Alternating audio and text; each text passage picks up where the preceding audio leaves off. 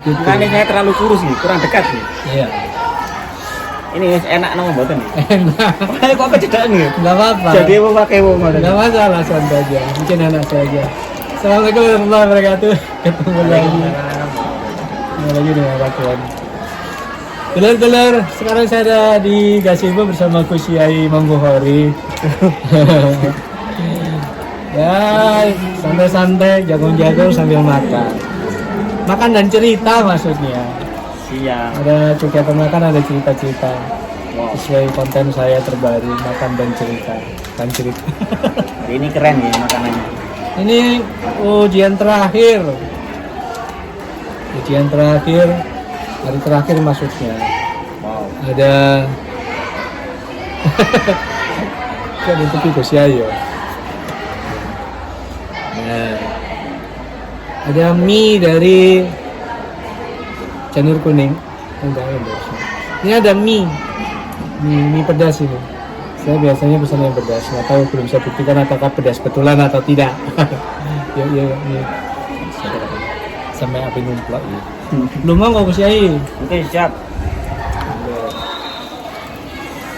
Sambil makan nyantai-nyantai, ngobrol-ngobrol apa yang bisa diobrolkan. Ini nggak disetting ya, karena kami juga belum tahu mau ngobrol apa. Ada itunya seru. Apa nih ya? Ini pun apa nih? Yang putih-putih nih. Ini ayam diparut. Ayam diparut. Di belakang ada suara riuh, itu anak SMP sedang kelas meeting atau pertandingan apa. Bismillahirrahmanirrahim, ya makan Gus Yai.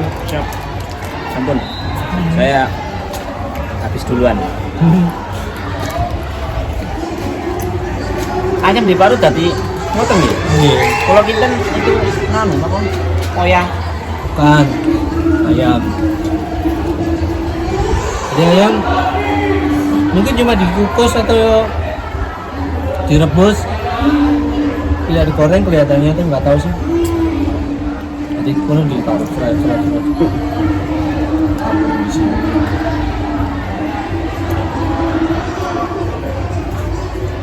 Ini apa teman? Di sekolah itu ada program. Nah, program itu kira-kira untuk dikembangkan ke siswa jadi sebuah kebiasaan. Itu kan perlu kesepakatan bersama. Ya. Apalagi jenengan kan sebagai lapangannya program itu. Program apa? Jelas seperti masuk ke spiritual lah. Mental dan spiritual, terbentuknya karakter itu dari sebuah kebiasaan. Jadi mental dan karakternya akan terbentuk ketika kebiasaan itu sudah dijalankan. Jenengan kan sudah menjalankan itu, akhirnya jenengan terbentuk jadi sosok yang luar biasa. Misalnya rajin beribadah, rajin sholat duha, mendampingi anak-anak, itu kan termasuk karakter yang bisa rutinitas itu kan wow, keren. Mental dan karakter sudah terbentuk. Nah ini memunculkan ke anak-anak ini kira-kira bagaimana kok kira-kira sampai keliru. Kira-kira bagaimana? Kan dibentuk program, misalkan mental dan spiritual dikatakan metal kan. Akhirnya program ini bisa berjalan tidak hanya sekedar ide, hanya diterapkan. Selama ini kan yang berjalan sholat duha, spiritualnya. Nah, itu kan ternyata dijalankan sendiri kan nggak bisa berjalan sesuai dengan harapan. Butuh diabsensi, butuh dijaga di belakang. Nah, selama ini kan di belakang masih belum. Kan bobek uyah. Kadang ada, kadang bukan. Karena timnya nggak solid. Itu kira-kira program itu mau di seperti apakan? Masa akan jalan seperti ini terus? Rutinitas yang ya sudah cuma itu saja. Ini opini ya Gus Yai ya, opini ya. Saya tidak menyatakan sesuatu yang benar atau salah ya, opini ya Gus Yai ya. Oh ya, bisa jadi opini. Enggak, maksudnya apa yang saya nyatakan ini opini, bersifat apa ya, menurut saya begitu. Betul. Kalau benar salahnya saya nggak ngerti. Serius, saya nggak ngerti benar salahnya harus bagaimana, saya nggak tahu. Menurut saya Gitu deh. Itu yang keren. Memang harus digarisbawahi. kita ngobrol ini individu kan. Akhirnya nanti diangkat sebagai program yang utuh.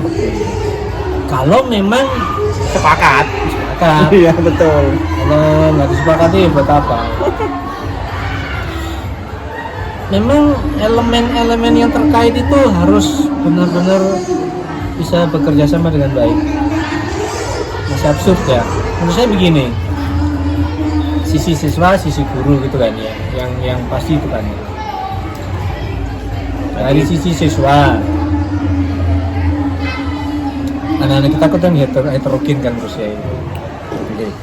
Ada yang sejak awal sudah punya kesadaran untuk beribadah, tapi ada juga yang belum, bahkan gak sadar sama sekali. Artinya ini bukan menjelekkan ya. Saya hanya bicara fakta bahwa memang seperti itu kondisi yang kita hadapi selama ini. Faktanya bahwa ada siswa yang sudah punya kesadaran beribadah. Apakah itu menurut mereka sebagai kebutuhan atau bukan, saya nggak tahu. Yang penting kesadaran untuk hadir ketika sudah waktunya ada di masjid. Itu kan kesadaran. Ada yang masih harus diopiak-opiak, dikeropiok, misalkan kita lengah sebagai guru, mereka nggak berangkat karena ada Butuh pendampingan. Nggih. Itu pun masih terbelah. Bisa saja sebenarnya mereka sadar, cuman mungkin lagi malas atau apa. Ada yang memang tidak sadar sama sekali. Kita bagi dua aja ya biar nggak terlalu bercabang-cabang ya. Jadi yang sadar dan tidak sadar, yang butuh dan tidak butuh. Masalahnya mereka tuh sudah SMA. Menurut saya ini ya. Saya sering menganalogikan bahwa anak-anak SMA itu anak-anak yang kalau kita bikin kue itu sudah jadi. Kita bicara di sisi kita ya. Proses yang sebelumnya abaikan karena kita tidak ada di wilayah itu. Kita ada di wilayah bahwa mereka sudah SMA di hadapan kita. Jadi saya anggap mereka sebagai kue itu sudah jadi. Terus kalau anak-anak SD, anak-anak TK, PAUD dan lain itu kan menurut saya masih bahan. Jadi bergantung pada kita gurunya atau di rumah orang tuanya seperti apa mau membentuk anak ini. Mau ibarat mau bikin kue, anak ini mau dibikin kue yang seperti apa? Kue yang enak, yang legit, atau dibiar suka-suka saja lah. Gitu. Ya, iya kan faktanya memang ada banyak orang tua yang suka-suka, nggak peduli terhadap anak. Itu Si anak betul, nggak peduli terhadap anakku itu harus berkembang seperti apa sih nantinya. Ini sekali lagi tidak bermaksud mendiskreditkan orang tua juga, artinya mungkin mereka punya alasan mengapa sampai seperti itu, terlalu sibuk lah, atau karena sudah dibiarkan begitu saja, wes pokoknya aku percaya Lindo ya sampean baik-baik saja, tak sangoni, tak keimangan dan lain-lain. Faktanya mereka tidak tahu anakku ini dalam kesehariannya seperti apa. Apakah benar-benar bisa pegang aturan, pegang amanat orang tua atau tidak. Dan kejadian yang sering muncul adalah orang tua lengah, terlalu percaya, kemudian anaknya juga merasa aku tidak diperhatikan, aku punya kesempatan ini untuk bisa berbuat sesuai yang saya inginkan. Dari situlah akhirnya mereka terbentuk toh. Jadi kontrol orang tua dalam membuat kue itu tadi ya mungkin ya asal-asalan aja lah. Pokoknya tadi dan akhirnya begitu jadi kuenya nggak enak, kosong lah, yang keasinan lah, yang bahkan terlalu manis. Manis itu enak tapi kan terlalu juga nggak enak juga. Jadi kue yang pas itu nggak didapatkan hasilnya. Nah berangkat dari situ akhirnya ya kita menerima mereka sudah seperti itu, mau gimana gitu ya. Oke lah ya, input, proses, hasil gitu ya, kita menyebut itu selama ini, itu proses hasil yang memang inputnya bagus dengan proses yang ya bukan ala kadarnya, yang kita tidak terlalu harus harus apa itu campur tangan mereka udah beres gitu ya, hasilnya jadi bagus gitu. Tapi yang inputnya seperti itu tadi yang sudah hangus, sudah keasinan dan lain-lain, kita butuh upaya yang lebih keras toh untuk bisa kue itu memang sudah tidak mungkin lagi dikembalikan jadi enak. Seenggak-enggaknya kalau itu kosong, bagaimana agar visi yang hangus itu dikerik lah semacam itu. Upaya kita cuma bisa di titik itu karena menurut saya loh ya. Kenapa?